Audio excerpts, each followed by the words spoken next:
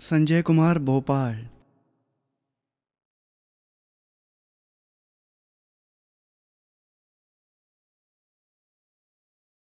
जय सच्चिदानंद.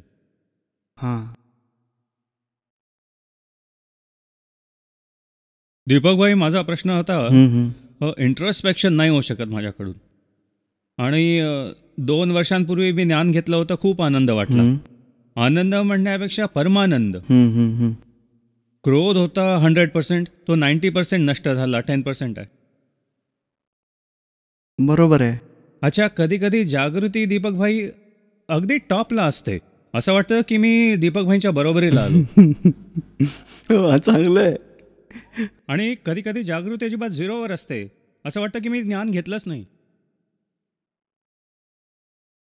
त्याचं कारण आहे ना, हे काय आहे की हे कर्म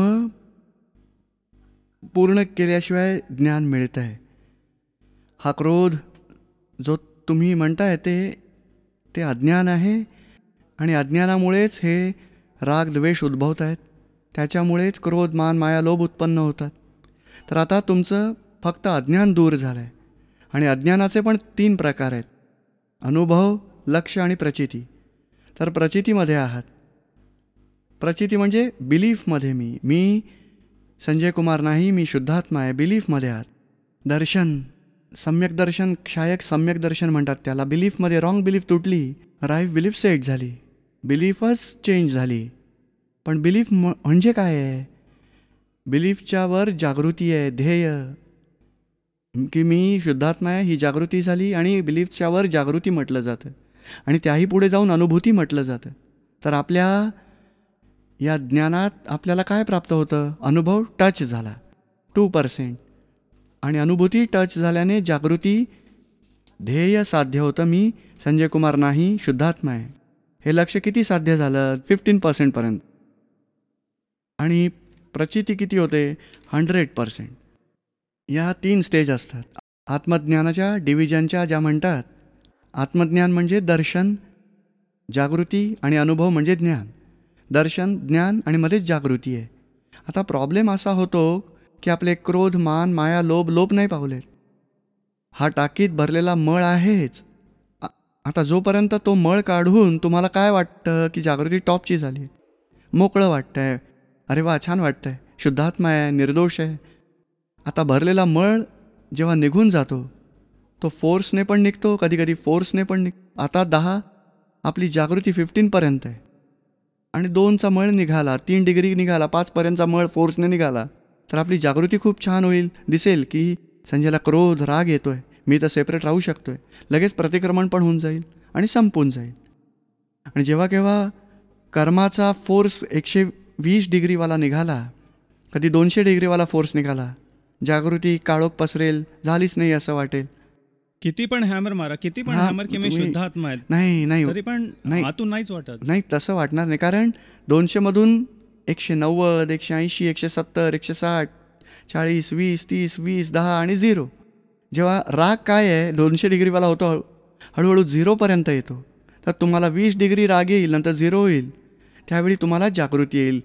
नंतर त्यावेळेला तुम्हाला रिअलाईज होईल की अरे रे, चूक झाली, करायला नको होतं. त्यानंतर ते 0 तर होणारच असतं, कारण पश्चाताप होणं. भरलेला हा मळ आहे, तो गळून पडला, एकदा संपला, नंतर तुम्हाला पश्चाताप होतो. तुम्ही संजय कुमारला बोलता की प्रतिक्रमण कर, माफी माग, निश्चय कर, नाही रागवायचं. तर त्याने काय होईल, तुमची जागृती 15 ते 20ने वाढेल. आणि जो क्रोध आहे तो 200 ऐवजी 180 होईल. Force, intensity. तर ह्या स्टेपमध्ये कर्माचा फोर्स कमी जास्त उद्भवल्याने जागृती पण कमी जास्त प्रकट होते असं वाटतं. खरंच तुमची जागृती 15 डिग्री आहे, ती हळूहळू 20 होईल, 25 होईल, वाढत जाईल. आणि कर्माचा फोर्स 5 आहे, 50 आहे, 500 आहे, 200 आहे, असा कमी जास्त. आणि कर्म एक नाही आहे. क्रोध, मान, माया, लोभ, मोह, विषय, मनमानी करणं, कुणाचा अपमान करणं, म्हणजे अनेक प्रकारचे दोष आहेत. दोष वेगवेगळ्या घनतेचे आहेत, ज्याचे थर आहेत. कोणाकोणात 10 लेयर्स आहेत, कोणात 50 लेयर्स आहेत, कोणात 5000 लेयर्स आहेत. आणि विषय विकाराचे तर 50,000 लेयर्स असतात. हजबंड वाईफमध्ये पण 50,000 लेयर्स भांडणाचे असतात. तर किती प्रकारचे दोष आहेत. आता तुम्हाला मूळ जागृती तर झाली, मी शुद्धात्मा आहे. आता उपाय काय करायचा आहे की या भरलेल्या मळाला प्रतिक्रमण करत करत धुवून टाकायचं आहे, त्याला वेगळं करायचं आहे. संजय कुमारचं आहे, माझं नाही आहे, मी शुद्धात्मा आहे. आणि प्रत्येक मळाला दूर करायचं आहे आणि संजयजवळ प्रतिक्रमण करायचं आहे. आणि ते जे सामायिक म्हणतात, इंट्रोस्पेक्शन म्हणतात, तर कसं करायचं? तर त्यात सिम्पल, खूप जास्त डेप्थमध्ये जायची गरज नाही. माझा मान आहे, लोभ आहे, मोह आहे, काय हे स्थूल मानाने चालू करा. आपल्या वागणुकीने कोणाला दुःख होत आहे? नाही. आपली वाणी, वर्तन, विचाराने कोणाला दुःख होतं का? कधी ना कधी होतच हो असेल. हो हो तर तोच पॉईंट पकडून ठेवायचा. चल, आजच्या दिवशी कोणाला दुखावलं असे 5 पॉईंट्स लिहा. की सकाळी चहाच्या वेळी वाईफला दुखावलं, स्कूल जायचा टाईम झाला होता मुलाचा आणि त्यावेळी मी जरा लेट होत होता म्हणून रागावलो मी. ऑफिसमध्ये पण बॉसबद्दल जरा मनात राग आला होता. कलिगबरोबर थोडा वाद झाला होता.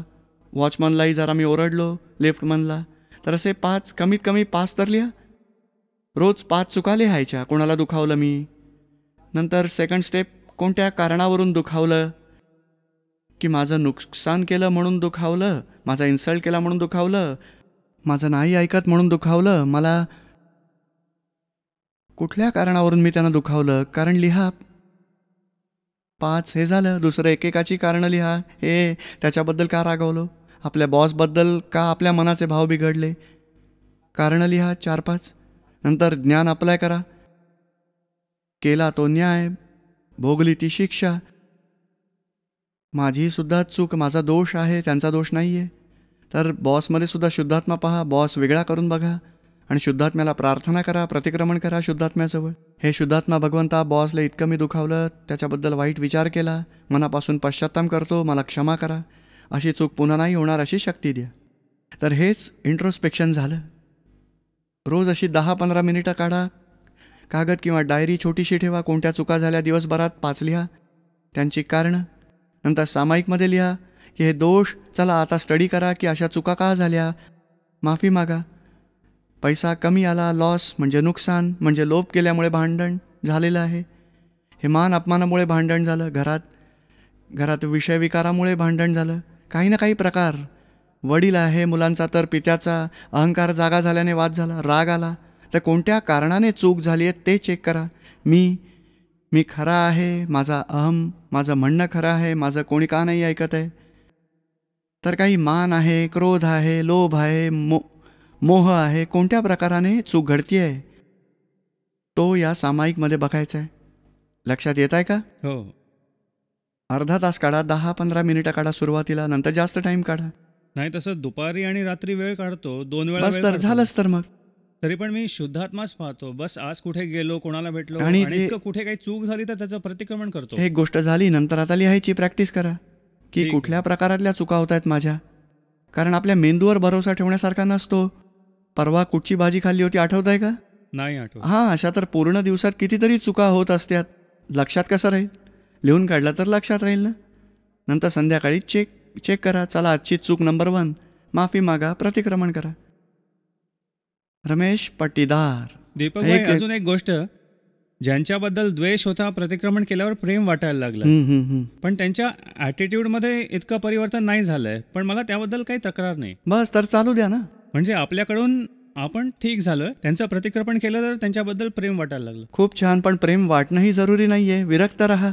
नाही, प्रेम म्हणजे की ठीक आहे, त्यांच्याबरोबर माझं जे झालं, पण ती व्यक्ती मला तेवढं नाही देत जेवढं मी तर त्याला निर्दोष बघतोय, पण तो मला दोषीच बघतोय. हे असं आहे. मग तर तुम्ही आता संजयलाच म्हटलं पाहिजे, संजय, तुझ्या निमित्ताने त्याला दुःख वाटत आहे, तो तुम्हाला दोषी मानतोय, तर प्रतिक्रमण जास्त करा, जास्त. अच्छा. कारण अजून आपल्यात कचरा बाकी आहे. आणि तुमची पण बुद्धी सांगते की बघ, मला दोषी मानतोय. हाच तुमचा दोष आहे. अच्छा. राजकुमार, दिल्ली. 2 वर्षांपूर्वी निरुमांकडून ज्ञान घेतलं होतं. ज्ञान घेतल्यापासून मनाला खूप शांती वाटते आहे. पण त्याचबरोबर मी एक उणीव भासते आहे की मी नेहमी प्रत्येक स्थितीत आनंदात नाही राहू शकत.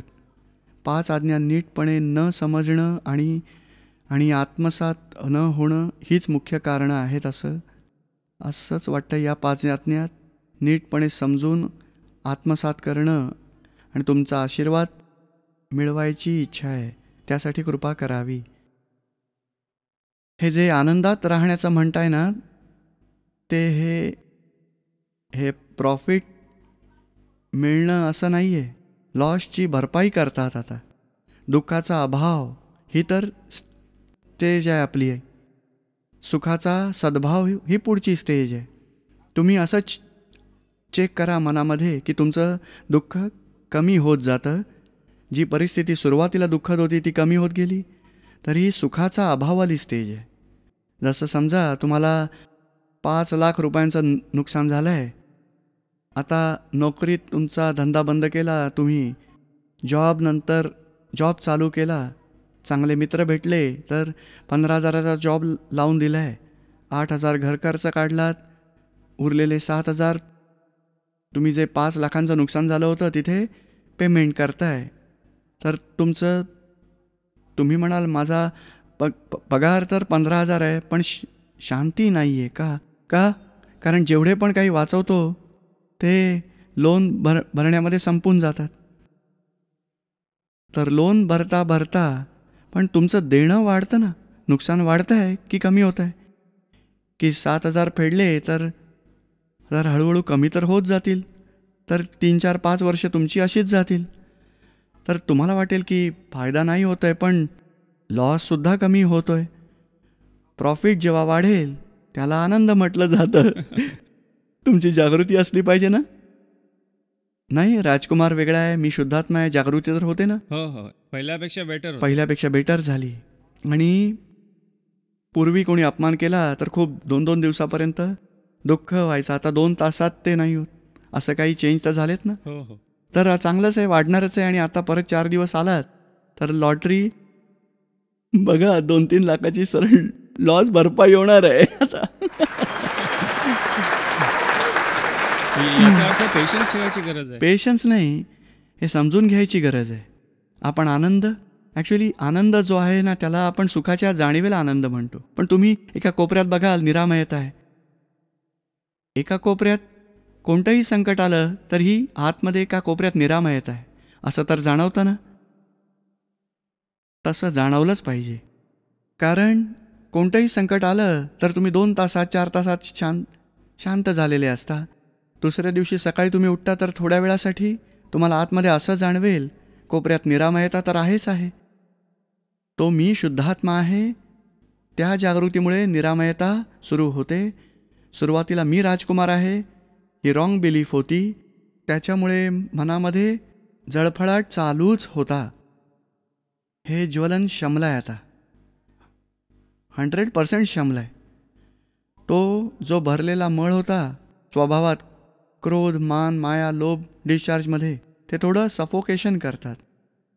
तर आपल्याला ही प्रचिती 100% आहे, मी शुद्धात्मा आहे. आता जागृती ठेवायची आहे की हे राजकुमाराला होत आहे, रागाला राजकुमाराशी प्रतिक्रमण करायचं आहे आणि तुम्ही राजकुमारपासून वेगळं राहा. आणि ही स्टेज जागृतीची आहे. त्यामध्ये तप होतं. राजकुमाराशी जे मिक्सर झालं होतं त्यातून राजकुमाराला विलग करायचं आहे, तुम्हाला विलग व्हायचं आहे. तरी प्रोसेस तपाची आहे आणि त्यामुळे जागृती म्हटलं जातं त्याला. ही जागृती कशी जास्त वेळ राहील नंतर? जागृती जास्त वेळ मीन्स दरवेळी नाही राहू शकत. हो, ती नाहीच राहणार. कारण कर्माचा फोर्स आहे अजून, डिस्चार्ज कर्म ते कमी जास्त होतच राहतं. म्हणून सुरुवातीला आपल्याला जी रात्रंदिवस रुखरुख होती आतमध्ये, अहंकाराचं स्वरूप कसं आहे, रॉंग बिलीफ. आणि रॉंग बिलीफ म्हणजे जसं सिगारेटचं दुकान असतं ना पानवाल्याचं, एक अशी ती रश्शी असते, रात्रंदिवस ती जळत असते. लोकांना विडी पेटवण्यासाठी ती रश्शी जळतच असते. तसंच रात्रंदिवस मनही असंच जळत असतं. ते शमलं आहे आता जी आहे ती तपाची स्टेज आहे. तप म्हणजे दर्शन, ज्ञान, चरित्र, तप ज्याला म्हणतात. तर हे दर्शन घडलं आहे. आता ज्ञानी होण्यासाठी मध्ये हे तप आवश्यक आहे. तप म्हणजे पहिले इन्व्हॉल्व व्हायचात राजकुमारसोबत, तुम्ही मिक्सर व्हायचात. नंतर जागृती होऊन राजकुमाराचे दोष दिसतील. राजकुमार, तुझीच चूक आहे, दुसऱ्याचं नाही चुकलं आहे, त्याला निर्दोष पहा, त्याच्यात शुद्धात्मा पहा. आणि स्वतःचे दोष जेव्हा पाहाल तेव्हा ते आंतरतप असेल. तर बुद्धी समोरच्याला दोषी मानायला बघत असते. तुम्ही तिच्या विरोधात जात म्हणता, नाही, दोषी नको माणूस, तो निर्दोष आहे, आपणही भोगतोय, आपलीच चूक आहे. तर अशी जागृती राखल्याने आतमध्ये तप होईल. आणि तपामुळे काय होईल? डिस्चार्ज कर्म संपतील आणि तुमचे अनुभव हे समृद्ध होतील. त्यावेळी जागृती राखल्याने हे काय आहे की आता तुम्हाला जे समजून घ्यायचं आहे, जागृती कशी वाढवायची, ते त्याचं फळ सुखद मिळेल, त्याचा परिणाम आनंद आहे. तर हा परिणाम आता नाही दिसणार. कधी दिसेल? थोड्या वेळासाठी कधीतरी असं वाटेल, कारण कर्माचा फोर्स कमी असेल. त्यावेळी तुमचा तात्काळ तो दोष लोपवला, प्रतिक्रमण झालं, तुम्हाला आनंद वाटेल कधीतरी. जास्त तर तप होईल. लक्षात येत आहे ना तुमच्या? तर हे तप पूर्ण होऊ द्या, हळूहळू ते लोप पावेल. ज्या ज्या छोट्या चुका, छोट्या प्रमाणातल्या चुका आहेत, त्या तपसुद्धा कमी प्रमाणात करावं लागतं. जागृती अगदी लगेच होते आणि प्रतिक्रमणही लगेच होऊन जातं. तिथे निरामयता जास्त लागते. जिथे कर्म जास्त फोर्सने घडतं तिथे निरामयता थोड्या अवधीने लागत असते, एवढंच. मग तिथे जास्त फोर्स आहे, तिथे जास्त तपाची गरज आहे. जास्त तपाची मग गरज ते आहे. कसं त्याचं? त्यासाठीच हां. 5 आज्ञा आणि तो संघर्ष टाळणं, ॲडजस्ट एव्हरीवेअर, झाला तो न्याय, भोगली ती शिक्षा, हे आधार ज्ञान, सपोर्ट देणारं ज्ञान आहे. तर या 5 आज्ञा आणि जे हे मी काही अशी चूक केली, त्याची शिक्षा मिळाली, कॉजेस केले होते, त्याचा इफेक्ट आला आहे, ते निमित्त आहे, निर्दोष आहे, मीच जे बोललो होतो त्याला प्रतिसाद मिळतो आहे, असं ते दादांचं जे सपोर्टिंग ज्ञान आहे की जे व्यवहारात जे माझ्यासोबत असं का घडत आहे, माझ्यासोबत त्याने 2 शिव्या का दिल्या, मला का 3 नाही दिल्या, 1 का नाही दिली, मीच बहुतेक 2 दिल्या असतील, म्हणूनच मला 2 परत आलेत. ही समज जेवढी अप्लाय करत राहाल तेवढ्या 5 आज्ञा, हा संघर्ष टाळा, ही समज आहे, प्लस अशी एक्स्ट्रा समज जी सपोर्ट करते या ज्ञानाला, अशी समजूत वाढवल्याने, अप्लाय करत राहिल्याने तुम्ही जी बुद्धी समोरच्याला दूषित बघत होतात त्यांचं समाधान होऊन स्वतःतील दोष पाहण्याची जागृती वाढू लागेल. आणि त्यामुळेच हळूहळू आपल्याजवळ अनुभवाचा स्टॉक एवढा वाढेल की स्वतःची चूक पाहणं अगदी सोपं होईल, समोरच्याला निर्दोष पाहणंसुद्धा सोपं होऊन जाईल. म्हणजे ही स्टेज हळूहळू येतेच आहे. आणखी एक गोष्ट जितक्या लवकर समजून घ्याल, जागृती कशाला म्हटली जाते? स्वतःची चूक स्वतःला दिसणं यालाच जागृती म्हटलं जातं. तुम्हाला राजकुमारमधल्या चुका दिसल्या, यालाच जागृती म्हटलं जाईल. आणि राजकुमार दुसऱ्याच्या चुका काढेल त्यावेळी तुम्हाला वाटेल, राजकुमार तू का समोरच्याचे दोष काढतोयस, ही तर तुझीच चूक आहे, तर त्यालाच जागृती म्हणावी लागेल. आणि राजकुमार दुसऱ्यात दोष पाहतो आणि तुम्ही हे म्हणाल की हे बरोबरच आहे, तर ते चुकीचं ठरेल, ती तुमची अजागृती असेल. तर तुम्हाला जागृती वाढवायचे, स्वतःच्या चुका मानण्याचा पुरुषार्थ करा, समोरच्याला निर्दोष मानण्याचा पुरुषार्थ करा. नाही, चुका आपल्या पण होतात, समोरच्याच्या पण होतात, आणि फळाची अपेक्षा, सुखाची इच्छा एवढी प्रबळ होते की त्यामध्ये जे प्रतिक्रमण वगैरे नाही होऊ शकत. आता सुखाचा विचार कमी करा, जागृती वाढवा. जागृतीचा रिझल्ट हॅपीनेस आहे. तर जागृती वाढवा. लक्षात येत आहे ना? आणि समोरच्याची चूक दिसती आहे, ती उणीव आपली, तो आपला वीकनेस आहे. ती चूक 100% समोरचा निर्दोष आहे हे असं 100% मानायला हवं. जर एका भिंतीवर तुमचं डोकं आपटलं तर त्या भिंतीची थोडी चूक, तुमची थोडी चूक 50-50 असेल की 40-60 असेल? 100% आपलीच आहे. हां, तर ही कोणाही माणसाबरोबर, वाईफ बरोबर वादविवाद झाले त्यावेळी वाटायला हवं ती शुद्धात्मा आहे, वाईफ मेकॅनिकल पार्ट आहे आणि चूक स्वतःचीच 100%. तिथे वाटतं 30% त्याची, 70% माझी, किंवा माझी 10% त्याची 90%. हेच बुद्धीने दुसऱ्याला जे ब्लेम केलं तर आपली जागृती कमी प्रमाणात होईल, लोप पावेल, नष्ट होईल. आपली जागृती कमी होईल, समोरच्याला निर्दोष प्रूव्ह करा, स्वतःमधल्या चुका या उमजून घ्या. राजकुमार, तूच बघतोयस, तुझाच दोष आहे, इथूनच स्टार्ट करा. 100% स्वतःच्या चुका जेव्हा तुमच्या दृष्टीस पडतील आणि त्यांचं प्रतिक्रमण जेव्हा होईल, तेव्हा आनंद त्याचा परिणाम आहे. हे दोष धुतले जातील, तुम्ही आनंदीच राहाल. लक्षात येत आहे ना तुमच्या? जय सच्चिदानंद. जय सच्चिदानंद.